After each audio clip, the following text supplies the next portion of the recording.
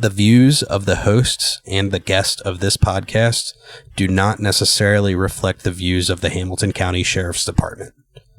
Due to subject matter concerning military combat and law enforcement scenarios, this episode contains references to several sensitive subjects, including assaults of various types and self-harm.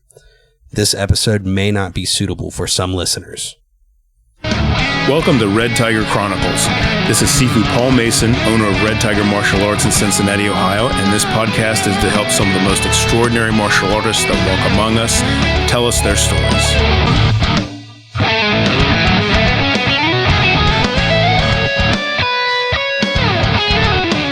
Hi, thanks for joining us today.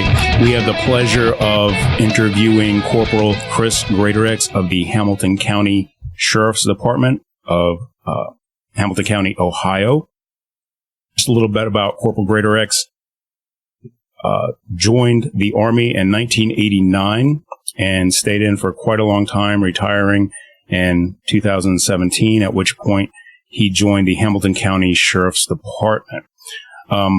This is a martial arts podcast, and he is a martial artist. During his time in the Army, he did dabble a little bit in the traditional martial arts, and I am honored to have him as a student of Red Tiger Martial Arts as of October of last year. So the first question I have, Chris, is why did you join the Army? Well, at the time, after high school, I had some friends that were planning on going to college and playing sports and other things. I didn't feel I was ready for school. I was kind of schooled out. My father was he's a Vietnam vet Marine. I wanted to basically get out of Cincinnati and experience the world. So I tested. Military police is one of my options. A lot of my family are a lot of them are firemen, but the thought of being a police officer, it really intrigued me. I've always liked the idea of being able to help people, and it gave me an opportunity to gain new skills. Cool. Did you go into the military with the already thought that you wanted to be military police, or did that happen after? Well, after when you take the ASVAB test, depending on your scoring, whatever's available at the time, they'll show you. You based on your score, you're eligible to do A, B, and C. Mm-hmm. I was eligible for a lot, but I saw the military police, and the one thing my father told me, he was like, if you go into the military, try to go into a field that will help you secure a job when you get out. He was in the infantry in the Marine Corps, and he didn't want me to go that path just because there's not too many skills out here for infantry guys. So I saw the military police. That looked very interesting. And I also locked in my contract, airborne school. He wasn't happy about that, but airborne was for me. So I went through military police school down in Alabama. Then I took a bus to Fort Benning, Georgia, graduated airborne school in June of 1990. June of 89. June of 89. Then my first duty station was at Fort Bragg, North Carolina. Cool. Very cool. Yeah, I remember we might have been in Fort Bragg at the same time, because I was in high school, and I remember we took a field trip to Fort Bragg, and I can't remember if I was a sophomore or freshman, but that would have been 89. I would have been I think a sophomore in high school. So that's kind of crazy to think about. Yeah, I wasn't at Fort Bragg that long. I basically had enough time to process, and my unit, I was in the 118th Airborne MP Company. We ramped up and went down to Panama for 5 or 6 months. And I was down there during the coup attempt with Noriega. Oh. And we got our op orders of what we were going to secure when we tried to capture him. And then all of a sudden, we loaded everything up and we were flying back to Fort Bragg. I mean, it was weird. I didn't really understand what was going on. I was only a private. They didn't tell me a whole lot back then. And, but what it was is we were the only airborne unit on ground at the time. And we did some questionable things down there that, Yeah, it was pretty wild. Is this the operation where they like played heavy metal? Yes. Like to flush him out? Yes. Oh, yes. wow. Like what were some of the hits? Like what do you remember? I think I heard Twisted Sister. I mean, I feel like they played Twisted Sister. Oh, okay, you weren't. No. See, that's the thing. My unit was down there on a rotation deployment for like 5 months, and we started getting op orders that we were going to capture him. Just to give you an idea of crazy stuff I did in the airborne units. When we first hit ground there, my unit was on QRF, that's Quick Reaction Force. So if anything happened in the whole Panama area, my platoon was going to respond to it and take care of business. So as soon as we got to where we were in Coakley, which was right down from a Navy base, my supervisors, my sergeants started yelling for us all to go get our weapons out of the arms room and load up the trucks. And we're, I was a M60 gunner, machine gunner. So I was inside the Humvee and I had to mount my machine gun on the top, and we were locking and loading live rounds and everything. And I started to put my Kevlar on, and my sergeant told me, no, put your beret on. So I'm like, what is going on? So we hauled Bud over to Fort Amador, where Noriega's headquarters was, and my sergeant told me to follow all the senior gunners. Whatever they aim at, you aim at. We start taking fire, light them up. I'm like, yes, Sergeant. So we go hauling Bud up Noriega's driveway. We draw down on the Battalion 2000 soldiers. They're freaked out. They threw their AK-47s in the bushes and jumped for cover and everything. And it was like a big horseshoe driveway. And we drove up, scared the crap out of them, drove back out the other side, went about a mile down the road and parked next to the beach. And here I am, young Private Greatorex, not having a clue of what just happened. And I asked one of the senior guys, I'm like, what are we doing? What happened? What was that? Oh, nothing. We're just letting them know airborne's in town. I was like, well, what if we would have gotten a firefight? He's like, well, we would have taken care of business. Wow. But that was just one thing that happened when I was in the airborne unit. All right. So you mentioned that you wanted to get out of the greater Cincinnati area and kind of see the world.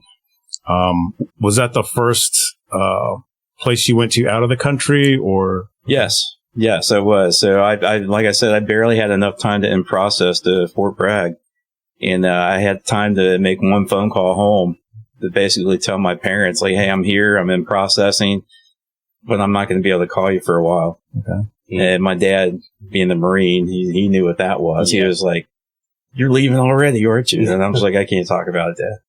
Wow. So what was the next place you went that made an impression, good or bad? Germany. Okay. So after the whole Panama thing, getting back to us flying home, out of nowhere, like I said, I thought we were going to be securing things and this and that down in Panama. Well, all of a sudden we packed everything up and we're flying back to Fort Bragg. Well, we didn't find out until we were in air about halfway home. The rest of Fort Bragg was in planes shooted up to jump into Panama. And they wouldn't turn us around. They thought about shooting us up in air and turning us around to go jump in with them. Oh, wow. But they didn't do it because we were already there for 5 months. Mm-hmm. So when the rest of Fort Bragg was in Panama, capturing Noriega, I was at home with a suntan for a block leave for Christmas and New Year. It's lucky. That's pretty fortunate. Right? Yeah. So tell me about Germany. What did you think about Germany? Oh, Germany was great. Apparently, when I first got there, now keep in mind the whole airborne mentality. Being in an airborne unit was tougher than all of my training I had done up to that point. I mean, you're in a rapid deployment unit. They don't have time for like these young kids we have today. They are, you ask them to do something, they're always asking you why, and they want explanations. Mm-hmm. And no, you don't ask why, you just do. Mm-hmm. And I went from that mentality of just rah. When I got to Germany, everything was so relaxed, it almost scared me. Mm. You feel like you're on a vacation or something? Well, I mean, when I first got to the unit, because I was walking around Würzburg, Germany, on where my unit was, but I had checked in to the reception. Well, I'm still walking around with a beret on, and I was the only soldier in the whole area that had a beret on. So one of the guys from my MP unit, I was assigned to 3rd Infantry Division MP Company in Germany. And he saw me and he was like, "Oh, hey, the first sergeant commander want to meet you." So my last experience going to the unit at Fort Bragg, I was doing push-ups in the street in front of my unit. And then they had to do push-ups on the sidewalk, and then push-ups on every step leading up into the unit. And then more push-ups all the way up to where I was going to sleep. Wow.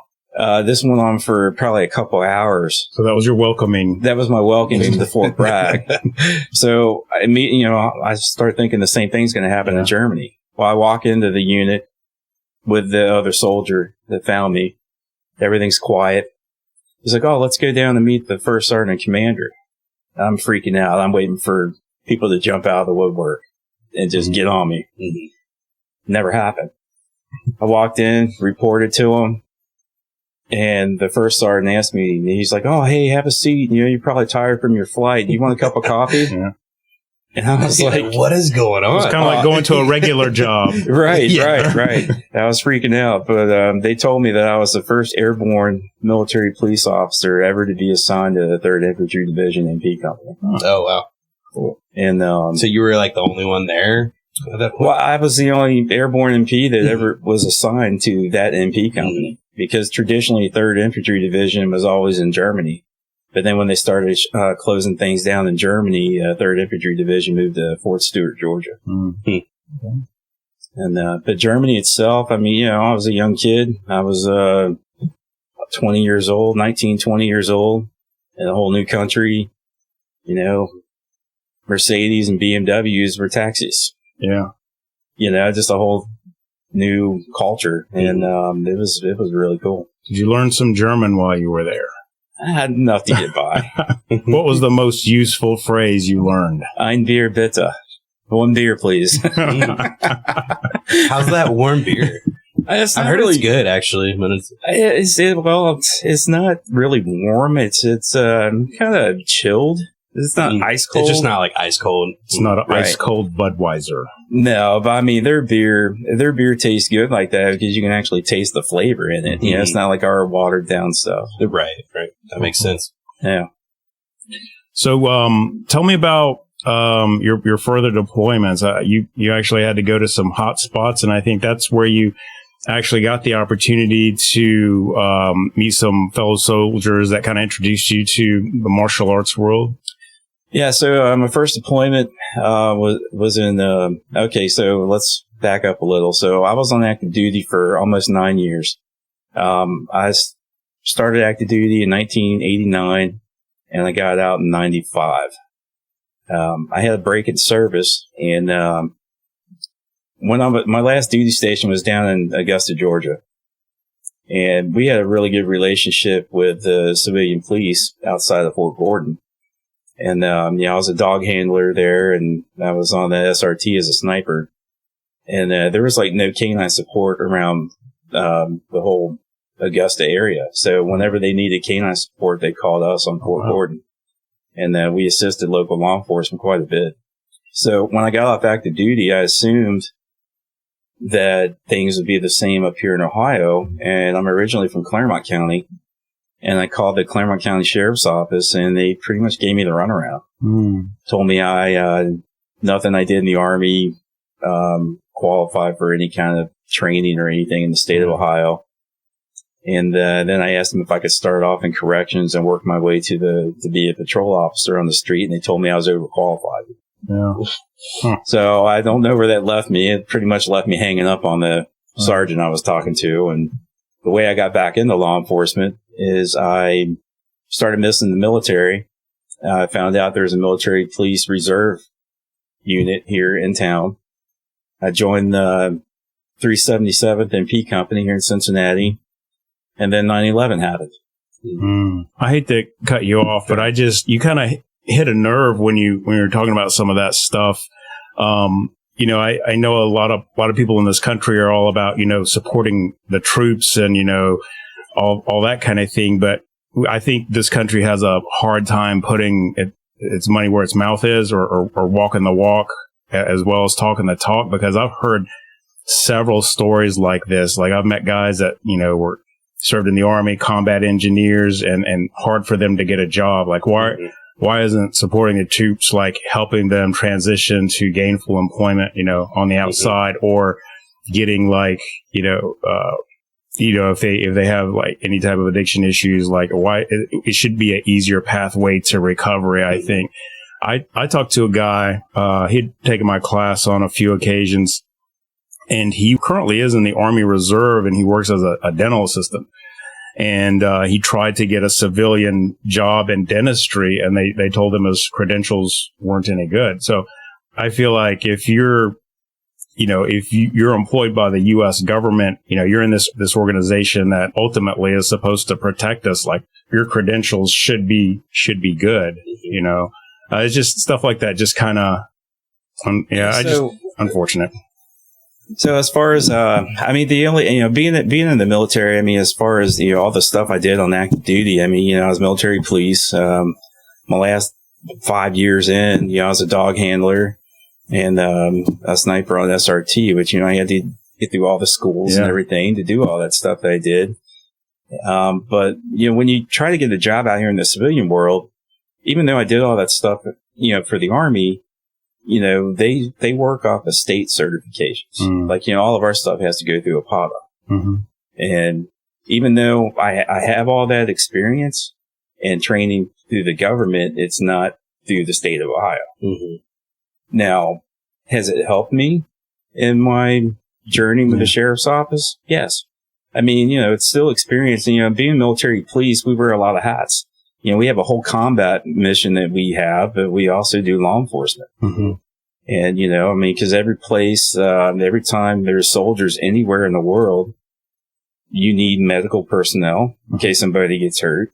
And you need police to take care of other issues. Because just because you're in a combat zone doesn't mean that you're not going to have assaults and rapes and thefts and crashes. I mean, you know, I don't know how many vehicle crashes I had to do in Afghanistan because people were wrecking military vehicles. Yeah. I mean, so you know, it all has to be documented, just like when somebody gets in a fight or has a wreck out here in Ohio.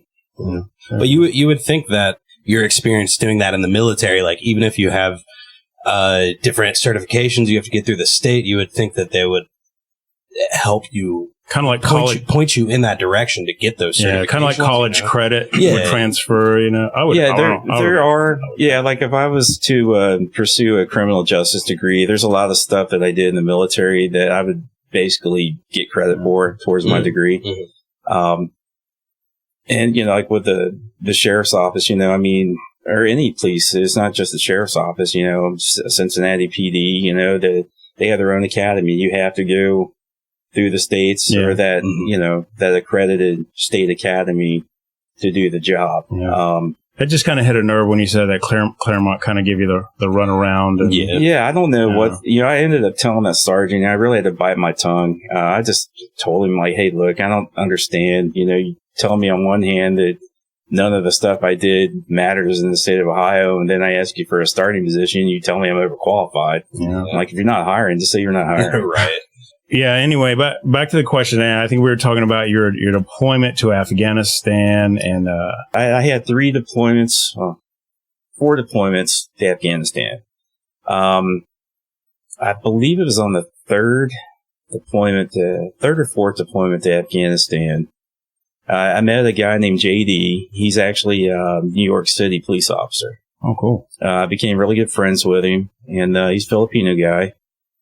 He grew up in the Philippines. His grandfather raised him and started training him in his family's Kali when he was about 3 or 4 years old.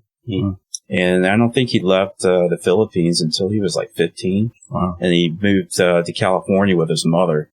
And so I had the opportunity to work out with him quite a bit the year I was over there, and that was a lot of fun. Yeah. He was very skilled. We did some really good training. Lots of fun though. And then on another deployment, one of my soldiers, he was skilled and he's a Kempo instructor, but he also studies several different forms of Kung Fu. And I started working out with him just to work out. He wanted someone to work out with. And I was the only one that stepped up. And he introduced me to Wing Chun because I told him that, the limitations we have when we're on duty, the gear we have on and pistol belt and the pretty dress pants and everything else we had to wear at the sheriff's office. And I'm like, mobility isn't great. I'm like, so, I'd like to learn some stuff that would, that I could be successful with without having to move around a whole lot. And that's when he introduced me to Wing Chun. And it really sparked my interest. And that's what led me to UC. Oh, awesome. Yes. It's kind of a crazy path, but it's very crazy. It's awesome how life works out. Yes. Yeah. I mean, when we first met at the car show, and then you told me what you instruct, I was like, this can't be happening. It's perfect. I was like, I've been wanting, and ever since I did the training with him, I've been wanting to pursue this. And it's just crazy how our paths met. Time and place, time and space. Yeah. Has lines. Yeah. So, tell me a little bit about Afghanistan. Any takeaways from that? What were you were MP there. Did you primarily work law enforcement among the troops, or did you have to go on missions, combat missions and things like that? Both, all the above. Different deployments, different types of missions. My first deployment, I was working primarily doing just police work. I was one of the only guys in my unit that was on active duty as a military police officer, so I was familiar with all the paperwork. So I was actually attached to the MP station on there in Bagram for pretty much my whole deployment. I did have to do some detainee stuff, and then we had some. I was pretty much volunteered by my platoon sergeant every time secret squirrel mission popped up, to where we would have to fly into remote air bases and pick up detainees from other government agencies. Places where we probably weren't supposed to be, but we were. And, I had to do several of those missions because, with my active duty background, he pretty much told me I was the highest qualified soldier he had, and he trusted me to complete the missions. And, they were pretty hairy, some of them. Can you give us an example of one of them that put you in a tight spot? Well, every time we left, we had to take like a day pack with us. Because a lot of the places we flew into, they were hot LZs, they were taking fire all the time. So what's in that pack? Just the listeners and stuff. Just, stuff to sustain yourself for, a day or two. Change of clothes, food, water, ammo. Okay. What you need to survive for a few days if you get stuck, because as soon as the bird would land, if there was any fight or any fire at all, they would leave us, and we'd have to stay with the special ops units until they came back. Okay. Oh wow, that could be up to 3 days. So did you have to do that? Did you have to stay with the special ops? No, we didn't. We almost had to, but we got back on the bird just in time before it left us. Good. But yeah, every time, it was an adventure every time I left. Yeah. And I also learned a valuable lesson. I didn't tell my wife when I was going on missions, but I would send her an email like, "Hey, I got something going on tonight. I'll shoot you an email when I get back." And we had our mission. It went off without a hitch, but somewhere else near my area, there was a Black Hawk shot down and everybody was killed. Whenever there's an incident like that in the combat zone, they shut down all communication. So even though I was back safe and sound, I couldn't communicate with my wife for 2 or 3 days. And she, of course, saw it on the news. Oh, man. Oh, That a Black Hawk was shot down and everybody was killed. And in her mind, it was you. Yeah. I mean, that's the first thing you would think, right? Yeah. I mean, it's, when you're in those situations, I guess you kind of get numb to stuff. One time I was talking to her on Skype, different deployment, and we were talking like we're talking right now, and all of a sudden, boom! And she's like, "What was that?" It's like, "It was a rocket." You should have said fireworks. Oh, it's a national holiday over here. Really? She's like, "Were you okay?" I was like, "Well, I'm still talking to you." Right. I was like, "But it sounded close, so I'm gonna have to get off here and make sure everyone's okay." Do you know why in like situations like that they shut down all communications when they want you guys to be able to like communicate with your family? I'm not sure why they do it. It's just what they do. I'm not. I guess they don't want stuff getting out before it's reported, kind of thing. Well, thanks to CNN, that'll never happen. CNN, they're all over the place over there. They always have been, and they're sending back. Okay, so let me get on my soapbox here about CNN. If it's not bad news, it's not newsworthy. Right. We did so much good stuff over there. I had so many good experiences with the local nationals. Built schools, did all kinds of good stuff. Roads, you name it. Help with infrastructure. We did a ton of good stuff. Mentored their military, their police force. A ton of good stuff that we did. None of that ever got reported. Right. All the stuff that we hear about back here, you guys hear about, is when soldiers get killed, or a helicopter gets shot down, or something bad happens. That's what you hear here. So you made me think of a couple of questions. So, I mean, I feel like a lot of times when when you're married, you have a long-term relationship, and one person is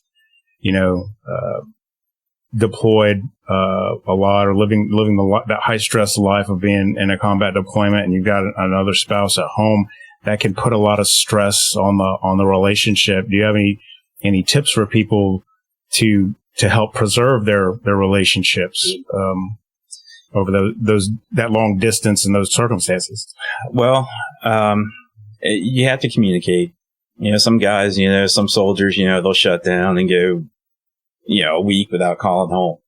I called home, not the first deployment, but after that, the technology started kicking up more, and I had a cell phone.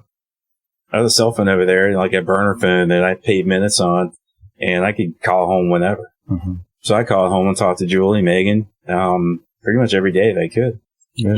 And then you have to remember that, so here I am. I'm in Afghanistan. I'm running missions. I'm taking care of business, staying busy, dealing with different things. Well, back here, your spouse is taking care of everything. They're taking care of the house, taking care of the bills, taking care of the kids, the dogs. They're taking care of everything. So, they've got a rough road to hoe too. Life still goes on. Right. Yeah. Life still goes on. But the biggest problem is when soldiers get back, the Army has done a really good job of reintegrating us back. You accrue leave when you're deployed. So a lot of times you'll have, anywhere between 30 to 90 days of paid leave when you get home. So you don't have to run right back to work. You get some time to spend with your family and kind of reintegrate. Acclimate, yeah. And it's a whole different world you're coming back to. And we have they have a bunch of briefings and stuff that we have to go through, like a whole in processing when we get ready to deploy. And then when we come back, we go through a whole bunch of different briefings and stuff to help us get us mentally prepared to reintegrate back into the civilian world and back with our families. And they started up a thing called the Yellow Ribbon Program, where when you get back, I think after that first month, I think it is, they flew me and Julie out to Denver, Colorado for a weekend. All expenses paid. They actually paid her to go with me. Awesome. That's cool. Yeah, they paid her like $100 a day to go with me. And, there's briefings and stuff, for like couples counseling, and this and that. And it's, I think that's important because you're basically, I mean, the Army, or I should say the military, what I know of it, it teaches you about structure, and it teaches you how to rely on these different structures and times of crisis. mm-hmm. Right. And so if you're in that combat situation, your day to day is a crisis situation. Yes. And I would imagine it's difficult to switch gears. For a lot of people when they get home and it's not, there's not a battle to fight or a mission to complete. More than, from 2002 to 2016, I deployed 6 times. The last mission, it was to Cuba. So it was like being on an active duty installation that you can't leave. It was the Guantanamo Bay. Everything else was in combat zones. But, there was more than a couple times when I got home that the Sergeant Major Julie had to, she had to give me a reality check. Yeah. I'm barking orders at her and stuff. And one day she politely grabbed me by my shoulders in the kitchen and looked in my eyes and was like, "Hey, I'm not one of your soldiers. Stop ordering me around." Mm-hmm. And I didn't even realize I was doing it. I was still in that mode, that soldiering mode. And I apologized and, just kind of paid more attention to what I was doing. I mean, she didn't get mad at me or nothing because she knew I didn't realize I was doing it. Yeah, I mean, it was ingrained in you for so long it's to hard do that. It's hard to turn it off. Mm-hmm. It is. Yeah. You were talking about how the media doesn't, report a lot of the good things, and I think, I think that's probably true across a lot of the different outlets, and a lot of different scenarios, right? Like, even here in town, we're not going to hear about, let me think. Just for example, like I know, Price Hill, I can't remember, Lower Price Hill, for example, they're like the first community, I think, in Ohio that, they consider like a green community. Like they've done all these things to kind of, combat the effects of climate change, which usually hit impoverished communities or minority communities more, green space, what they call green parking lots. It might be like painting a parking lot white instead of black so it doesn't absorb the heat, or like green space rooftops, or, just planting more trees and stuff like that. You don't hear about that on the news, but you do hear about, maybe the shootings and the drugs and stuff like that. Yeah, the fatality car wrecks. Right. Any kind of tragedy. It doesn't, I that's, a lot of my friends are like, "Oh, hey, did you see the news?" Like, no. Yeah. Yeah. I don't even watch it anymore. I don't. I was going to ask, like, what is something that you were involved in or that about from Afghanistan that you feel like should be reported? I'll give you the chance to be the reporter, even so many years after the fact. Well, I don't know. That's a hard question. I can't really pinpoint anything. I mean, I had, or like one. Maybe we could take it down to a microcosm level, like just like one interaction with a person or a community or any individual. Or when I was doing the patrol work, when we were on the gates, we had there were some Afghan soldiers that worked the gates with us. And, there was this really cool soldier that, he usually worked the same gate all the time. And he was an older guy, really nice guy. And he was part of the Northern Alliance for Afghanistan. Well, one day I had to go out to this village outside of Bagram and basically do a vehicle recovery / rescue because there were some officers that were someplace where they shouldn't have been sightseeing and their vehicle broke down. So I took a Humvee and my soldier with me and we went out to this village and we're hooking up their vehicle, and all of a sudden all of the people started coming out of the woodworks. Like the whole little town started surrounding us. and they were trying to like open up our doors. And, of course, I'm like, hey, this is not cool. Like, y'all need to back up. And it started getting kind of hairy, Like I told the lieutenant that was there that caused all of it. I was like, you need to keep your head on a swivel. This isn't funny. I'm thinking, at any time, anybody can pull out a gun, throw a grenade. Worst case scenario, I'm trying to get us back and keep us safe. And then all of a sudden, out of the corner of my eye, lo and behold, it was that Northern Alliance Soldiers Village that I worked with on the gate. And I looked at him and I asked him for help. And he looked around on the ground and he found this big stick. And he started yelling in Pashto and basically clear a path. And he's swinging this stick, knocking people upside the head with it in the back and legs and blah, blah, blah, blah, blah. And he cleared us a path and waved to us as we drove off, But the people over there, they're very simple people. People over there still live in mud huts in some areas. And the biggest problem that you have in Afghanistan is the education level is pretty much none because of their history. And you'll have these educated terrorists migrate into these mountain villages and, oh, hey, guess what? Hey, this guy can read. Oh, he's our new mullah. Yeah. And then he's our new spiritual leader. And they're just spitting out all their BS the false stuff and turn them against everybody. And that's how they take over. And it's all just lack of education. And what I've heard too is that, and I correct me if I'm wrong, I seem to picture them as like a nomad. Are they a nomadic people, a lot of them, or? Some of them, it depends on the region. Southern Afghanistan's more desertish, I guess you could say. And then you have the mountains up in the northern part. More lush, I guess. Oh, yeah. But I've heard that, in these small villages or communities that part of the problem for us, like the Westerners or the U.S. or whoever, is that, these people are so welcoming that, if you dropped into their village and you needed some type of aid, they would help you. But on the other hand, if a Taliban person dropped into their village and they needed help or aid, they would help that guy just as equally. They did not like the Taliban stuff over there. Yeah. They did. I can't remember the technical term for it. Shawani, I can't remember the word or the phrase, but it's basically their custom.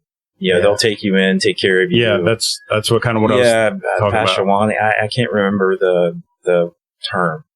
But yeah, that's real. They really do that. Just little things, it's always sunny over there. But when you're speaking to somebody, we had to go through training and stuff before we even got in the country. If you're talking to somebody, especially an elder, but anyone, you take your sunglasses off. Right. Take your gloves off.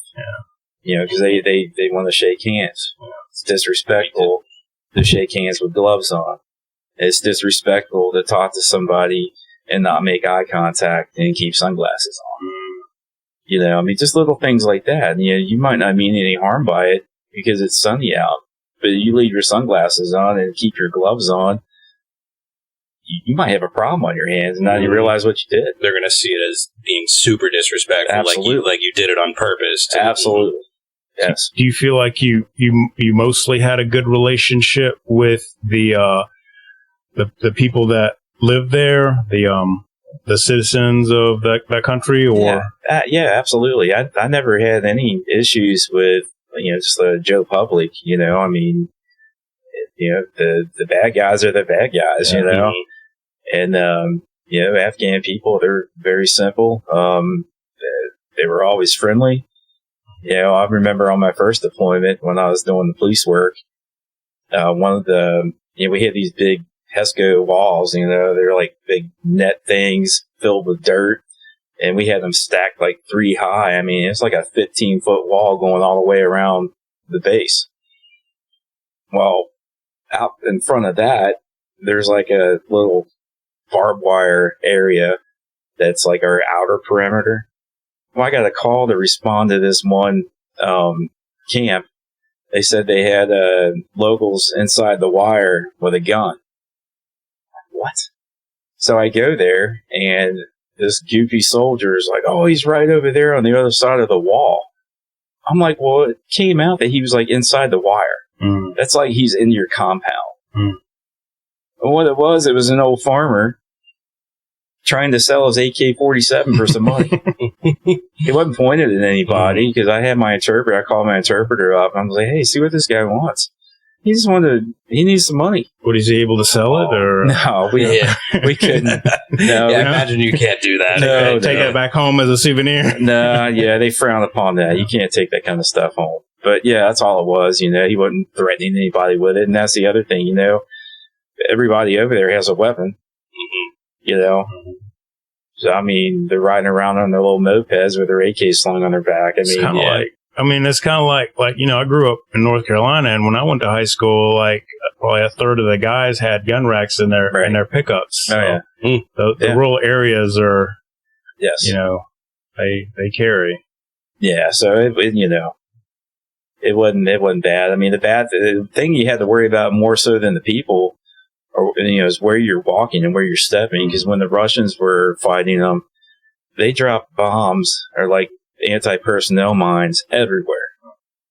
So the rule over there was, if it's green, it hasn't been cleared yet, so don't walk through it. Mm. And they weren't lying. There were mines everywhere over there. Every deployment I was at, or every deployment I did in Afghanistan, I saw people get blown up. Mm. Man. Every month. Yeah. Actually, on the first deployment in 2002, there was the way they did the roads and stuff by the gates coming on to our installation. There was a little patch of grass right near where our portalets were. And we had a windstorm, move some dirt around, and there was an anti-personnel mine a foot away from the portalet that we'd been using for weeks. Jeez. That we didn't even know was there. So we had to shut the gate down, call EOD, they blew it in place, and we went back to work. Mm.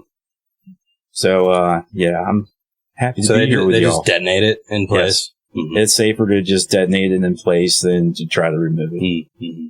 So overall, like, how do you feel about your time there? Do you feel it was productive as far as the missions you went on, or even like interpersonally, do you feel like it was a good experience for you? Yes. As a person to have gone there and served your country and carried out the things that you did?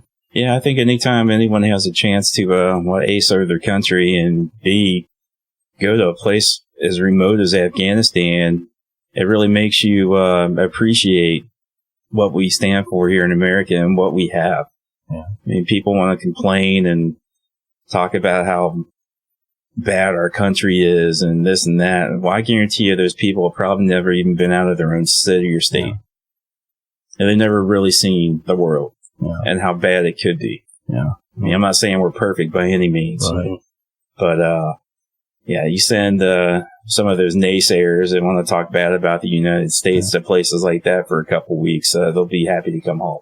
So, yeah, I mean, I feel like we have issues. I feel like for as wealthy as we are, education could be better. The healthcare could be better. But like you said, I mean, everybody I know that I come in contact with on a daily basis, we know how to read. I'm not saying it, and then I'm not saying it's bad if you live in a mud hut. I mean, I think there's probably a benefit to a simpler lifestyle, but everybody I know, we all have houses and, heat, and we're not shoes on our feet. Yeah. Yes. Shoes on our feet. So, I think that's a good thing that your perspective was widened to see, give you a better understanding of what we do have. Is there anything about Afghanistan that maybe you think the general public doesn't know that would surprise them, or like any stereotypes or misconceptions we might have that you would be able to clear up? I think. Well, I mean, the biggest thing I always, everyone's always asking me, like, well, how are the people? Well, the Afghan people are good people. they're good people. It's everyone's perception is because they knew that's where the Taliban were, and then ISIS and this and that. Well, that's just those little, groups of people. That's not everyone. That's there. Not. Yeah, that's not. Exactly. That's not. They don't represent all of Afghanistan and all their people. That's just generalizing any group of people. Right. That kind of reminds me. I'm sorry to cut you off. It reminds me of this funny story that my mom tells. So, my dad's American. He's from Tennessee, white guy, and my mom's from the Philippines. And then when my mom told her friends she was seeing my dad or getting married to my dad, and they asked where he was from, and she told them Tennessee in the South, they told her, "Don't go with him. He's going to make you a slave." They have slaves over there. So it kind of goes both ways.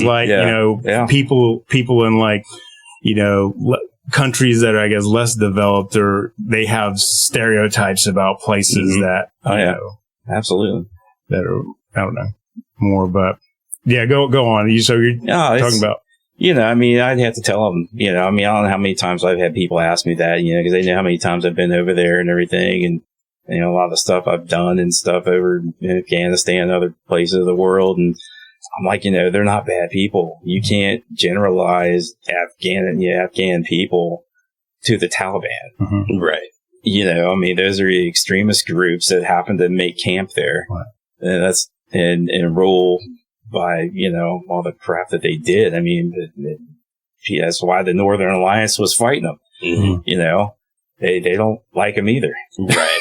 So, and I think to segue into your career as a police officer, it's kind of obvious, but I think it's somewhat profound in that I think a lot of people are subject to, well, I know in my case, I'm always looking for patterns, right? So I used to work in IT, and, as part of a troubleshooter, I would recognize patterns. If I see the same issue happening, I'm going to look for the same cause of that issue that I did before, and when you're dealing with people, especially people, that's not always the case, right?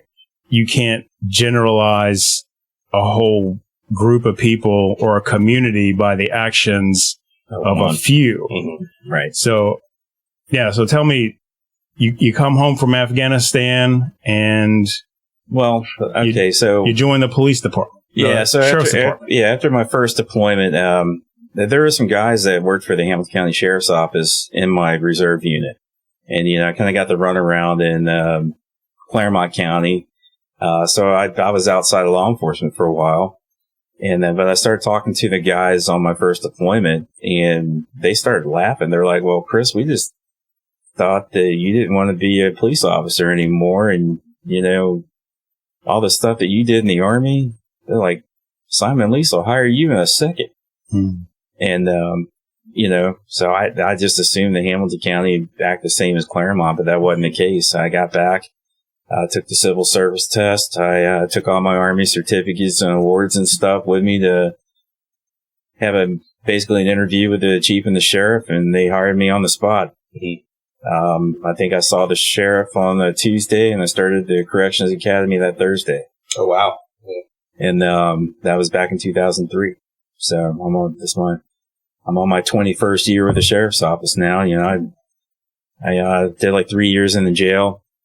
Came to the road in 2006, and I've been the corporal for about 5 or 6 years now.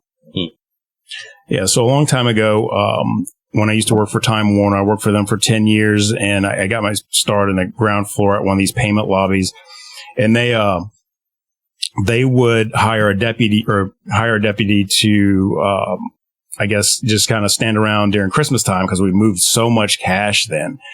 And, this guy, I can't remember his name, but he looked a lot like Officer Farva from Super Troopers, and got to talking to him, and he was saying how, as a deputy, everybody starts out at the jail. Yes. And, I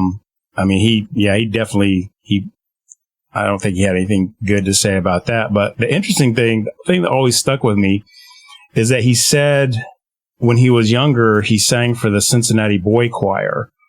And, I worked with just about all women at the time. I think there was like maybe one other guy. There were maybe 2 or 3 other guys that worked there, but we usually had different shifts, and it was like one rooster and a lot of hens. So, and these, I think it was the ladies that got him to start singing. And this dude, like, he was a full grown man in his sheriff's uniform, and he had like, I'm not going to say a soprano, but what alto, like he was singing like Ave Maria or something. And it sounded professional.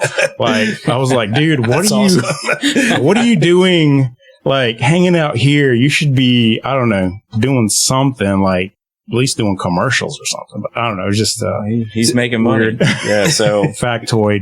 Yeah. So at the sheriff's office, we have basically 4 divisions. We have corrections, court services, patrol, and our special deputy division. A lot of the special deputies are retirees.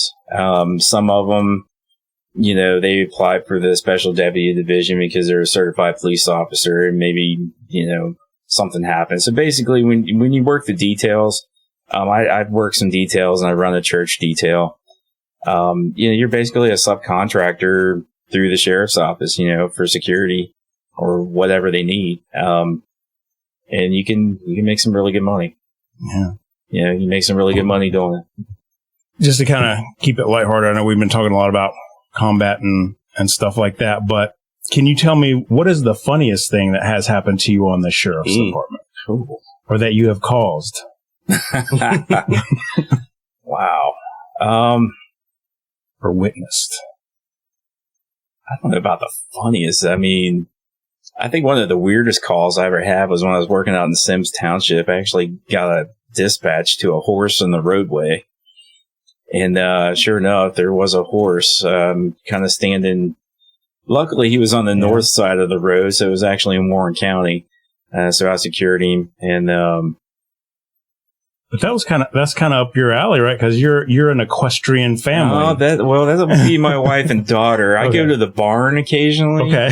They play with the horses. So did you call your wife and daughter and say, no, he was pretty chill. He's a big old horse. His hind leg was lame. I don't know if he probably just got out of his pasture or something, but he was pretty chill. He's like a big dog, but I don't know. I mean, any like ridiculous excuses for breaking the law? Or I know a lot of times. I think it didn't happen with me, but my buddy told me about it. So this guy, he played professional football, and he was as big as the doorway. He's a monster of a guy.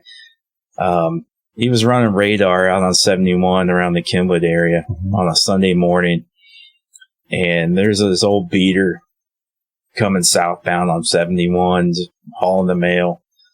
And he pulled it over. And as he walked up to the car, there was this young kid in there. He might have been 19, 20 years old, looking up at him like he's King Kong standing outside the car, because he was a huge guy. And of course, the deputy's like, "Son, do you know why I stopped you?" And he told me that the kid looked at him and said, "Yes, sir, I do. And if I would have known you were here waiting for me, I would have got here faster, but this old piece of shit won't go any faster." So he got a good laugh out of it and cut the kid loose for the morning. All right. That's fair. Yeah.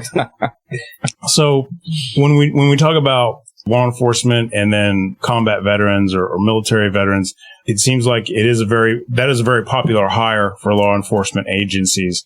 So just briefly, could you say, like, why is that? Well, I mean, when you're working law enforcement, you're working shift work, it's a structured environment. Honestly, most of your police departments and sheriff's offices, they policy and procedure and stuff almost mirrors the military. Okay. Like on your way your hair is, your dress and this and that. I mean, we have a uniform policy, a grooming policy. Mm-hmm. It's not as strict, but it's all written down. We have to look a certain way. Everything's dressed just like in the military, and hiring military personnel for law enforcement, and we've already been through the structured discipline and stuff, and we usually transfer right into a law enforcement capacity easier than most. Are there some skills or traits as a military person that you feel like you shouldn't bring to the table or shouldn't bring to your job, I guess, as a policeman? Well, yeah. I mean, depending on what you did in the Army. I mean, I was military police, so I mean, I pretty much was already doing police work. And, the whole time as a military police officer, they're always ingrained in our head that, hey, you're an MP. You, regardless if you want to be or not, are held to a higher level. You're out here enforcing policies and detaining people and writing tickets and enforcing stuff and this and that. So, you're going to be held to a higher level than the guy that's a combat engineer or in the infantry or whatever. So, when you become a police officer, I have a lot of friends that aren't in law enforcement. And there's a lot of guys that I hang out with outside of work that, they're not police officers, but they're good people. Yeah. I'm not going to do my job and go hang out with a local dope boy. Yeah. That's not going to work. Yeah. So. Yeah. I guess I was thinking about how I feel like when you're in a wartime environment, a combat environment, you're kind of treating people as adversaries. Whereas I feel like when you're in the community, you can't go about it that hardcore. Yeah. I mean, when I'm out, I get sent to a call. I mean, number one, we could be dispatched to something is the most basic thing that could turn into a total shit show when we get there or right before we get there. Yeah. Perfect example. This was a year ago when I was maybe a few years ago when I was on night shift. I got dispatched out to 71 South, near the Highland exit, the Ridge Highland exit right there. You exit off in front of Home Depot. Came out as an auto accident. Okay. So I started heading towards it. And then they said an auto accident, possible injuries. Okay. I turned my lights on, started going a little faster. Next dispatch was possibly 5 cars involved, and the person appears to be suicidal. No. The next call is the driver wrecked out, appears to be intoxicated, and is trying to walk out in front of oncoming traffic. So when I got there, I had already scanned him. I already looked at him. He had on a pair of pants and a t-shirt, and I looked him over pretty good, and I felt pretty safe that he didn't have any weapons on him. And he came up to me, and I was trying to talk to him, and he asked me to shoot him. I was like, no, man, I'm not going to shoot you. Just come over here and let me talk to you and this and that. Well, he started to walk out in front of a truck. So I yelled at him. I'm like, dude, come here. And he's like, just kill me, just kill me. I'm like, I'm not going to kill you. Come over here and talk to me. He's like, yeah, you are. And he lunged towards me, and he put his hand on my gun. So I stepped back, and I stiff armed him and knocked him down. I took a couple steps back. Now, keep in mind, this is all on 71 southbound. Car is still going past me, but I think there were 5 cars. And then or maybe it was 5 plus, maybe his was the 5th car that was all wrecked out. I had cars everywhere, people injured. Now I'm dealing with this idiot on the highway. But I took a couple steps back and I put him at taser point. Told him, don't, stay on the ground. Don't come towards me. I'm going to tase you. So I ended up having to tase him right in the middle of 71. As soon as I tased him, we got him into custody, and then we had to take him to the hospital and have him checked out medically because he's involved in a car wreck and he got tased. And then it was just a big cleanup, I think we had probably 5 ambulances show up on scene. So, I guess the point of this is, when you get a call, you never know what it's going to be. It can sound really basic and then just turn into that. or it could sound bad and you get there and it's nothing. Yeah. Have you had one of those in recent time? I mean, we get them all the time, you know. I mean, yeah, they'll give, you know, we'll get dispatched for domestic call, you know, domestic violence call, and you know, it's physical. We get there, it's not physical. They're just arguing. Yeah, you know, and there's different things we can do to help out with that. You know, we have the civilian people that will respond and kind of be mediators and help them through their arguments and differences and stuff like that. But, you know, you never, you know, when we do this job, we never know what the call is going to bring. So there's times where when you're dealing with a police officer, number one, we're people too. And, you know, you don't know what that police officer has had to deal with before he got to you. Mm-hmm. You know, we work 12-hour shifts. I work from 5A to 5P. Mm-hmm. And some days there's not a whole lot going on. Other days I'm really busy. And one thing I always tell my guys to do, you know, because I'm one of the FTOs and I train people, is, you know, you gotta have to compartmentalize. And if you have bad interaction with somebody, brush it off, reset, leave it there. Mm-hmm. Because it's not fair if you take that hostility to the next call to somebody that doesn't deserve it. Yeah. And, you know, I feel as a department, I mean, I feel we're pretty good, with what we do at the sheriff's office, you know, because most of us, like you said, we started off working in the jail. Yeah. And when you work in that environment, you have to learn how to communicate. Yeah. You have to learn how to talk to people.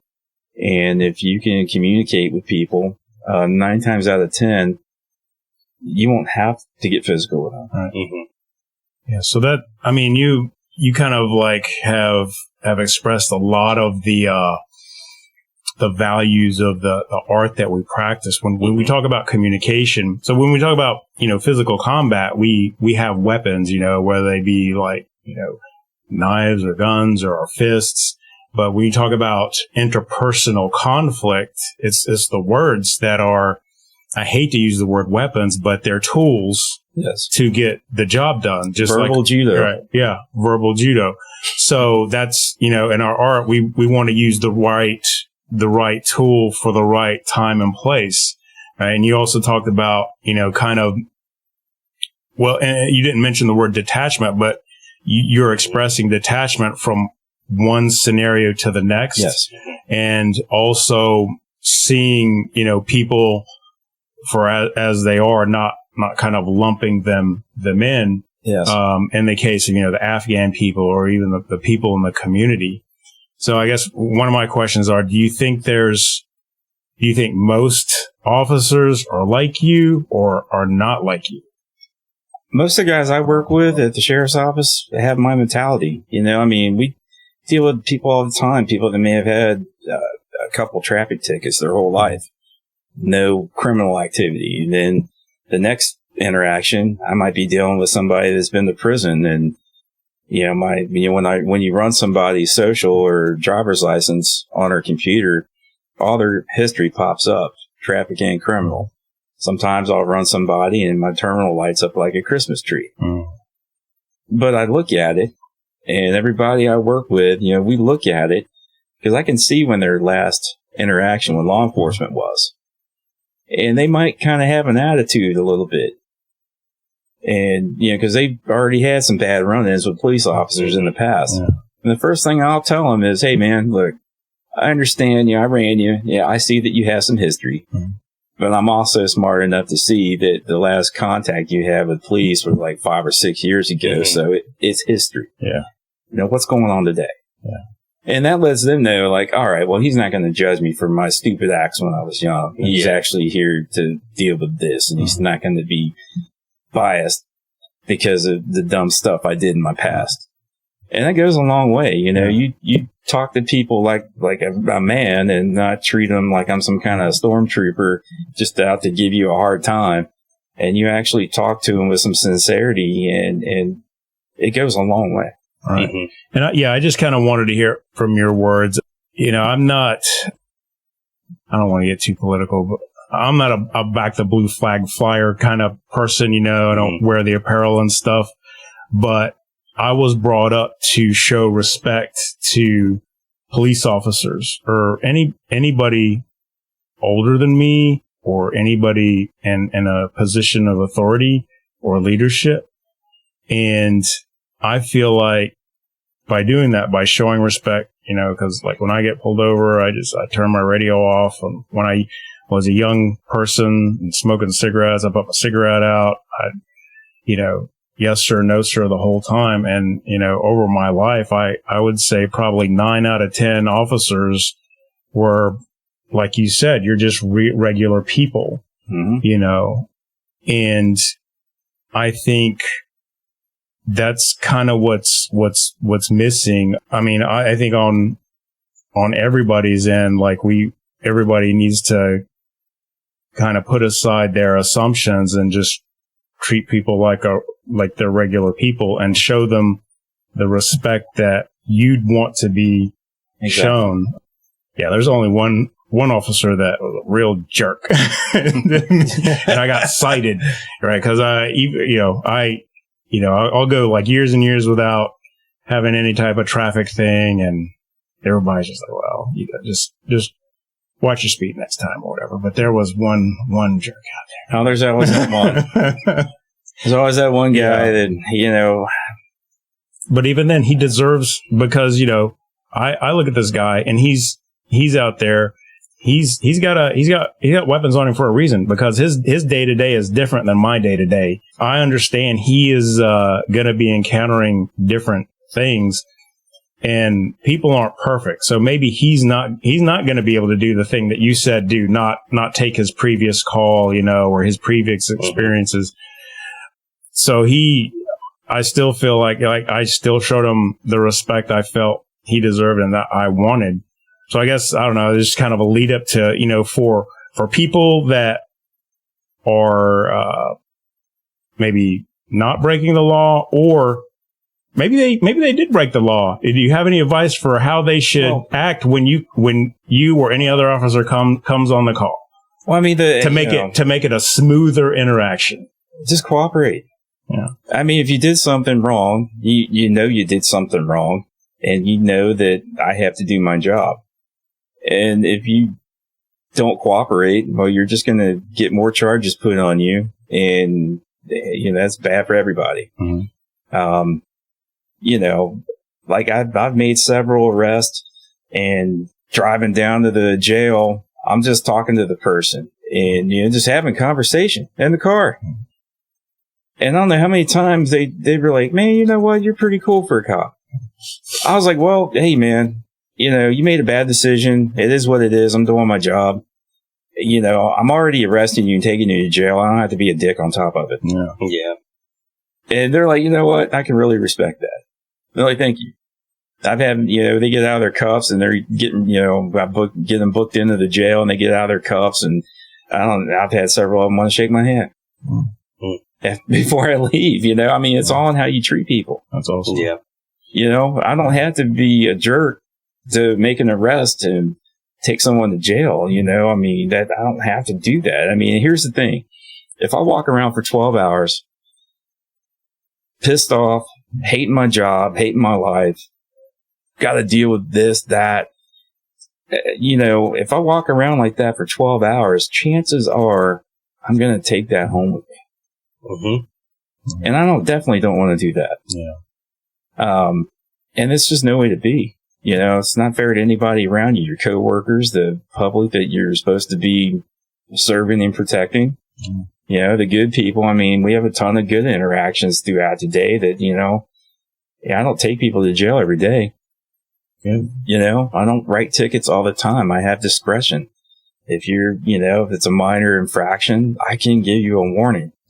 Speaking of good interactions, you mentioned to me an anecdote about you were in a restaurant type place of business, and you explained to a young child about police power biscuits. Yeah, that would be at the Shell station at Ridge and Highland. They also have a Dunkin' Donuts there, and there's this little boy, and he kind of got this little grin on his face, and he started giggling because, the whole police and donuts thing. Yeah. And he was like, "Deputy, do you like donuts?" I was like, "Absolutely." I was like, "And you know what? What they don't tell you is they have special superpowers. They're police power biscuits." And he cracked up. His mom cracked up. I think a couple other guys standing around heard me say it, and they started laughing. So only because you said the D word, do you have a favorite place in the area, in the region for donuts? For donuts? I really like Holtman's. Holtman's are good. Holtman's are solid. Yeah, hey, I don't care who you are, man. Donuts are good. Won't turn down a Holtman's. No. So free plug for Holtman's if anybody works there. Holtman's Donuts, they rock. I don't think I've ever had a Holtman's donut. The original Holtman's Donuts out in Milford, they make donuts fresh twice a day. Nice. Yeah, that's right there on Old State Route 28.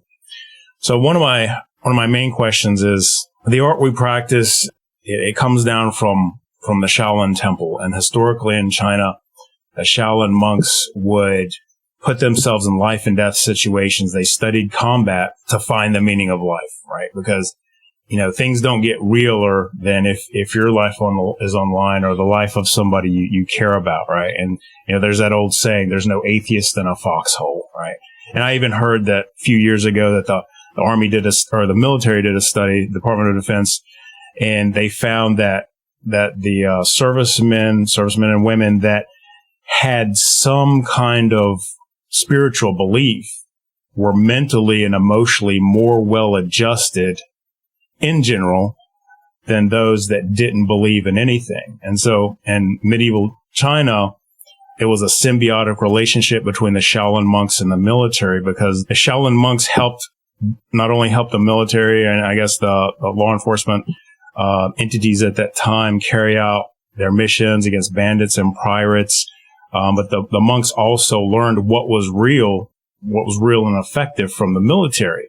But the military guys at that time, the monks' spirituality gave them something to fight for, right?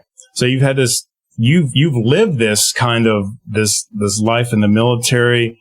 You've practiced basically the Zen philosophy of detachment in your day-to-day life as a police officer. So what are you getting from me? What are you getting from the formal martial arts training? Well, it's just something that I've wanted to pursue for a long time.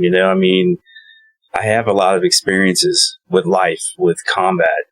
What I want to, what I'm pursuing with you is to get the fulfillment that I've been missing, the whole art, Wing Chun is something that was introduced to me by a friend. Like I said, I just dabbled in it. What I'm gaining from you is the whole deal.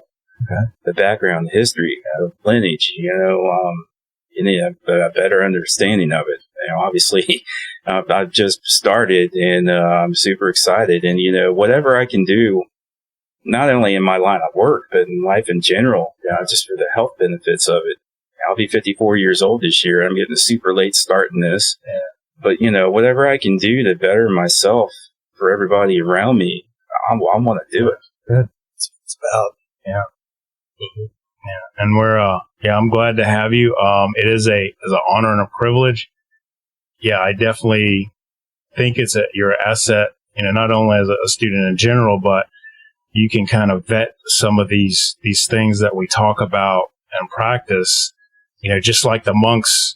Alex and I are kind of like monks. We didn't serve in the military. We're not police officers, but we study combat and conflict, right? And so you're like back in the medieval times, you're the military guy. So you can kind of, give us, your life experience and kind of help us make sure we're on the right track. And hopefully with the art, I can help give you some context and show you the depth and, I guess the, kind of like, a guy that can throw a football real good will maybe he can throw. He has the attributes, but maybe he's not a good quarterback, right? He can't call the plays. Yes. He can't make the plays.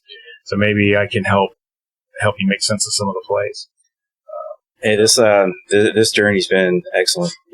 Sifu, Alex said, everything I've done with you guys so far. I mean, every night I go home, I tell my family how happy I am that I became, part of your family here. And I'm having a great time. The old dog, new tricks.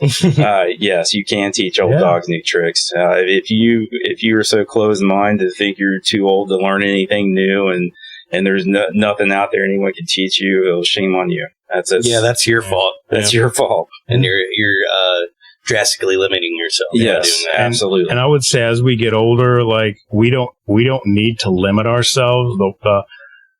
The world's going to do that. Time is going to do that. Gravity is going to do that. Like, yes. Just age will do that. So we don't need to look for limits. The nature will take care of that. One thing I did want to touch on, we were talking to somebody the other night who shall remain nameless. And this kind of goes back to how should you act when you encounter the police, whether you break laws or you're not breaking laws. So you know who we're talking about that reported a crime, but they were so afraid that they would implicate themselves that they actually had a costume manifested suspicious behavior. Yeah. Right. So and this person, obviously they are the farthest from the criminal person. They are a huge rule follower, which I look at rules and laws more as like guidelines. And a lot of times, you have black and white, but most people operate in the gray area. Yeah. And this person is very black and white. And I understand why they operate that way. So for the person that is, nervous about that doesn't do anything wrong, but is nervous about coming forward and saying things, how should they act? Should they just take some deep breaths? Should they just, what advice do you have to give them? I mean, it all comes down to me. Sometimes people are just intimidated by talking to a police officer. Maybe they've had family members that have had bad interactions or been in jail before, or someone that just got a ticket or whatever. But, they just have to remember that, it's because we're in a uniform and carrying a gun and this and that, we're people too. I get up every day and take a shower and put my uniform on the same way you put your work pants on. We're people too. And, I've dealt with people like that. I made a traffic stop on this lady one night and had no intentions. I already knew she was valid and she had a good driving record. All that popped up when I ran her plate. I was just going to let her know that her license plate light was out and to get it fixed. It costs a couple bucks. I'm not going to give you a $130 ticket for a $2 light bulb. And she freaked out. She had a full-on panic attack to the point where I almost called a squad to get her calmed down. I was like, look. That's extreme. Oh, she was freaking out. I'm talking freaked out. Just talking to me. And I got her calmed down finally, but we have, sometimes we deal with people that, if you do the job long enough, you're going to run into people like that are just nervous talking to us, period. And understand. I've had it from men and women, young and old. Sometimes people are just not comfortable talking to police officers. Yeah, understandable. So I will pass this information along to a person that shall remain nameless. Just look at police officers as people too, as you say that you look at, everybody as an individual. And just remember that, everybody, they see firemen, they don't get nervous. Yeah. They see squads, EMTs, they're wearing uniforms too. If we do see a proverbial cat stuck in a tree, should we call a or should we call a policeman? Who would be better? Well, I don't carry a ladder. I was going to in say my the firemen cruiser. have ladders, right? Yes, yes. I guess the best you could do was tase it and make it fall down. Don't do that. No, we have been known to tase dogs from time to time. I have not heard of anyone tasing a cat. I gotcha. So to save it out of a tree. You could pull the vehicle up to the tree and climb up top of it, I guess, and extricate it from the. Yeah, I don't think that would. Well, I still feel like a ladder. Ladder would probably. Yeah. We'll stay with the fire department. Call the fireman. All right. So on that note, yeah, man, it was great having you on here. Thanks for coming on, talking to us. Thank you for being my student and sticking with it. Thank you for being my seafood. You're very, very welcome. And with that, Alex, you can take us out. Sir.